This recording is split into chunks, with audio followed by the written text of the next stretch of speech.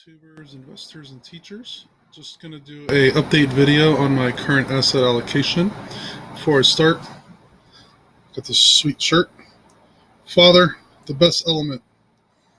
I am a chemistry teacher. Some of you guys are noticing I say investing teacher, and I'm trying to teach about investing. That is one thing that I do. I am also a high school science teacher. Currently, I teach chemistry, forensic science, and AP biology. So, Father, the best element. Pretty neat shirt my wife made me. It really should be a compound, though, more than one element combined together chemically. But it's okay. It's a fun little shirt. All right, before I show you my current asset allocation, I just wanted to notice that on my Google Drive, I have a investing percent Google Sheet. And on this investing percent Google Sheet, I started recording my asset allocations, the percent I have in different ETFs. I started last May of 2018, and we're going to look at the current ones. Now, what I want to actually do is the following. I want 10% of my portfolio to be in small cap value stocks, 10% in international small value, 10% in international large, 10% in international large blend, 10% just US large value, 10% on the covered call, and 10% on the REITs. So relatively straightforward how I make the investing. 4 times as much of my account should be in small cap value, and I'm going to go over why later in the video. And then everything else should be pretty much equal of 1/4 of that. Now, where am I currently? Small cap value RYLD at 58.48. These are all in dollars. That ends up being 12.2%. REITs 39.65. And that's only 8.3%. So obviously I have a little too much in this, a little too little of that. Small value 57.11, and EFAS large value of international 57.15. Those are both almost 12%. For my Roth IRA, these are all Roth IRA funds, by the way. My Roth IRA is 44.3% of my total portfolio, or my family's. RYLD, SPHD, and EFAS are 3 ETFs that pay dividends monthly. And I've recently did a monthly dividend calculation video. I'll be doing those every month, just like many other YouTubers. And definitely like seeing other YouTubers' dividends grow month after month or quarter after quarter. VNQ and the other ones pay quarterly dividends. At the end of September, I'll be getting dividends from these 3 because I get them every month. And I'm going to get quarterly dividends in these 4. So my next dividend should be quite high compared to the about 108 I got last month. For my wife's Roth IRA, small cap value of 14,329, or almost 30%. And then I have international value, 9.4%. And international small value, 16.1%, quite a bit higher. I just noticed that my percents add up to 110%. That would be nice, especially if I was on margin, but unfortunately, I'm not. It's actually 30% large value. 30, 40, 50, 60, 70, 80, 90. And I was right the first time. It was actually 40% small value. So looking at that, my small value is obviously too low by 10%. My international small value is up 6% more than I want it to be. The monthly paying dividends are up about 2% each, so 6% total. And I have these slightly lower. So if I want to get to the proper asset allocations, I'll need to lower this by 6%, increase this by 10%. So I could move 6% to this and add a little more small value over time. That should be enough in the same Roth IRA. These, I'm going to leave the way they are for now. As I add more and more money in, those should get closer to 10%. The VNQ, I'll have to add a few percent. So my monthly paying dividends will go to the VNQ to get to 10%. And I will be adding money most likely into the Roth IRA pretty soon. One of the issues is to get to these proper asset allocations, I need to actually have about 50%, about 50% in order for the numbers to work out. It makes it a little easier to get to the proper percentages. If I'm off a percent or two, it's not the end of the world to me. If I'm off 6%, though, that's a bit high. So, what are the things I'm going to do? I'm going to be putting in money into my wife's Roth IRA quite a bit more than my Roth IRA in the next, say, 6 months or so. So I could get the percent of this 10% higher. I'm most likely going to move some of that into here, possibly 5-6%. And then all I have to do is add another 5% more into small cap value. As all these dividends come in, they'll reinvest back into SLYVs. The dividend paying approximate percents is about 8% per month. It's about 4%, 4%, 6%. This is only about 2%. It's the smallest dividend paying ETF I actually own. Yet I do want the highest as a percentage. So I am about to go over why I'm doing that. This pays about 3%. This pays about 3.5%. So total percent of my dividends, when you add all that up, is a little over 4%. And I think that's a pretty safe percent to have, where I'm not getting a huge amount of current income, but the dividends and the ETFs have room to grow to get to bigger growth in capital gains and share price as well.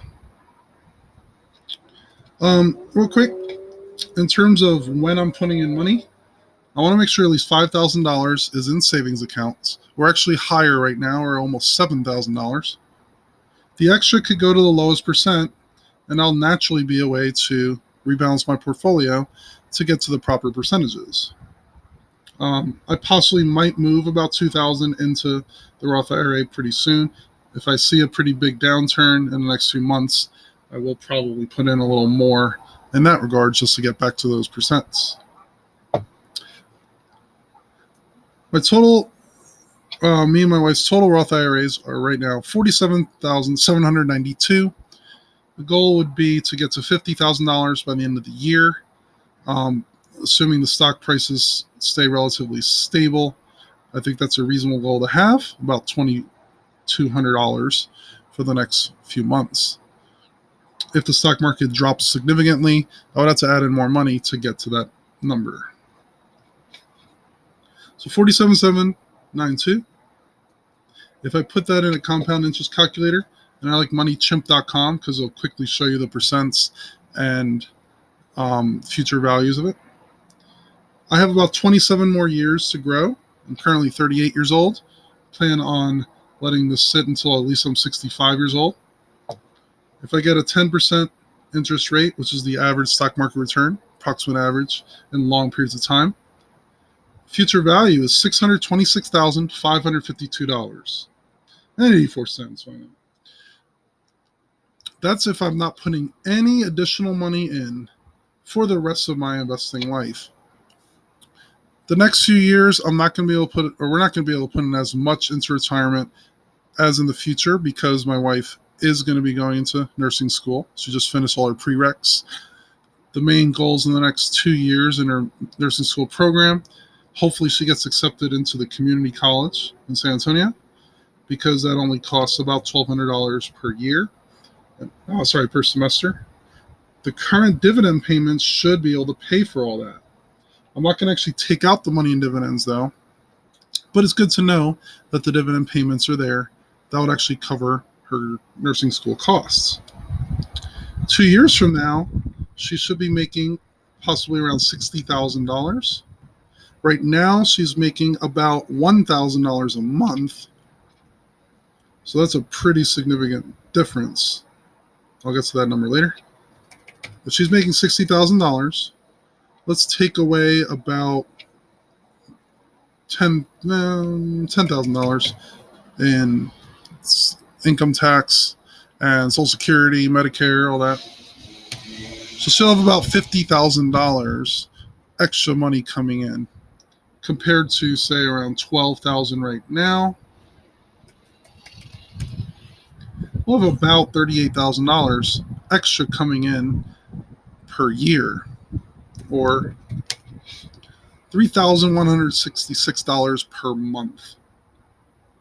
With that, we will probably spend about $1,000 more a month in extra daycare costs and insurance. My wife wants to get better health insurance than we currently have.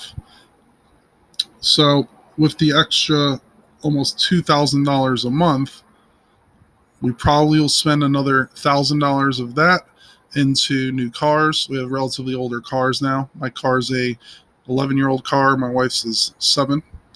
She did get a new engine though, so that should help keep it a bit longer. So my car will be first. Extra $1,000 a month. If we save that for about 2 years, that will pay for a car outright. I'm looking into buying about a 3-year-old SUV, maybe RAV4 or CRV, something like that. And $24,000 should be enough for a 3-year-old used car that hopefully we keep for at least 10 years or so. The extra $1,000 a month could go into the Roth IRAs. As you might know, you can put $6,000 per year into each Roth IRA. So that extra $1,000 a month would be maxing out both me and my wife's Roth IRAs at that point. And remember, that grows tax-free. You can take it out when we retire tax-free as well. So really good tax benefits with that. Let's go back to the 626552. You can reasonably take out about 4% a year. I'm getting 4% in dividends. A lot of financial calculators and analysis say you can reasonably take out 4% per year and still survive the rest of your retirement.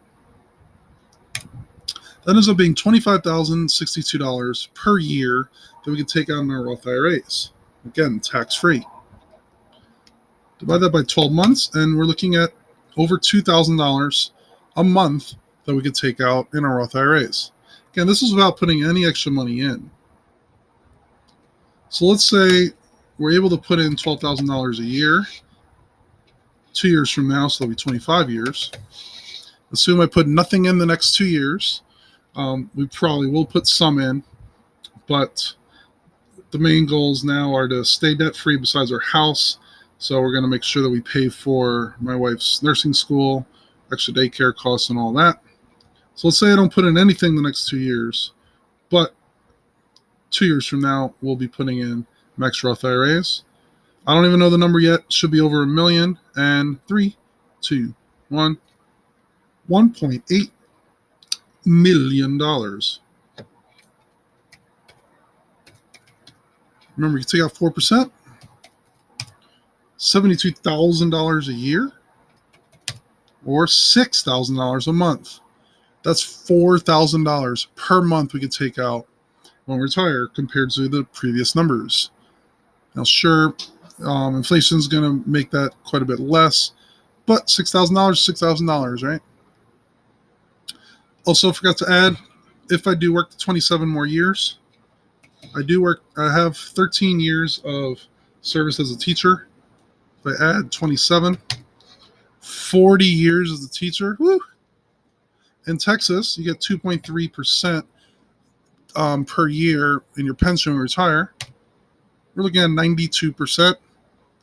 I'll do a future video on this, but it'll actually be closer to around 85%. The reason why is we're going to do joint survivors. If one of us passes away, or if I pass away, my wife will get money as well. So that does decrease the pension amount. 85% of pay the rest of your life. If we're saving $12,000 a year, we're currently saving about 15% at that point. So theoretically, all the money we put into the Roth IRA, once we retire, we'll be living on very similar income. So pretty much same standard of living when we retire than before. And theoretically, the Roth IRA wouldn't even have to be touched because it'll be the same cost of living with the 85%. All right, why small cap value? If you go to moneychimp.com, on the left, you'll see small value is good, But why? Just pure numbers. Total stock market from 1927, right before the Great Depression, until 2005, total stock market averaged almost 7%, but small cap value returned 12.13%. That's a huge difference. Why is this? The theory is buying small cap value companies, you're buying unknown because they're small, and kind of boring value-based businesses. Because of this, you need to have additional risk. And with additional risk should come additional return. There's a risk return model that you've probably seen in many different financial places. If I keep my money super safe in a mattress, probably not going to lose any money, but it's not going to grow. Very little risk, very little return. If I put money in the stock market and small cap value, unknown boring businesses is pretty risky, so it should give a bigger return for it.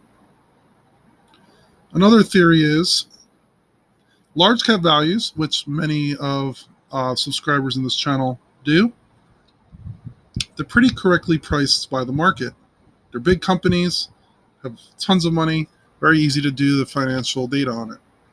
Small cap companies, though, have much more differences in returns. It's a lot harder to figure out the exact amount of business is worth.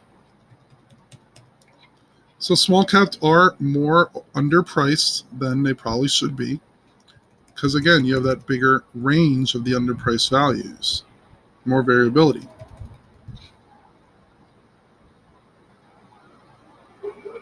Looking at the price to dividends or price to sales, price to earnings, you'll see that the small values have quite a bit lower in the price to book ratios. Here are some investments that actually do small cap values. I invest in, and again, on Seeking Alpha, you can see all of your portfolios very easily. I'm investing my small cap value in SLYV. This is a ETF that's the Spider S&P 600 small cap value. The dividends are not that high compared to other places, only about a 2% dividend. It's actually about 2% less than I'm getting in my other accounts.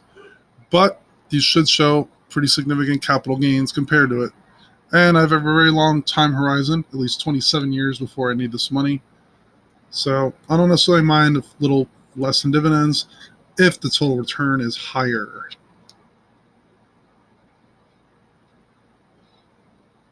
This is an interesting calculator. If you look at all the date ranges, it's going to do a Monte Carlo, essentially many different simulations on what the return should be. Here we got 13.95.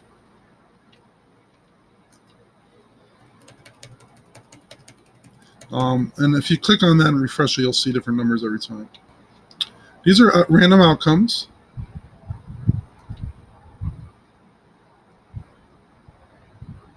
You see that these values constantly change, but it does trend towards the higher percents of small cap value. Again, these are the adjusted returns for large and small value and growth companies. I want to focus a significant amount of my portfolio on the ones with higher overall returns in a very long period of time. So that's it for this video today. If you have any questions, feel free to leave a comment down below, like, subscribe, all that good stuff. We've been growing pretty significantly lately, and we're close to 1,200 subscribers. We did get quite a few other finance videos out there and finance channels, and I'm learning a lot from these different channels. So anyone that leaves a comment here, definitely check out those videos too. All you got to do is click their icon. You can see all their videos. Click like and subscribe on them as well to get very diverse portfolios and diverse strategies for growing your money.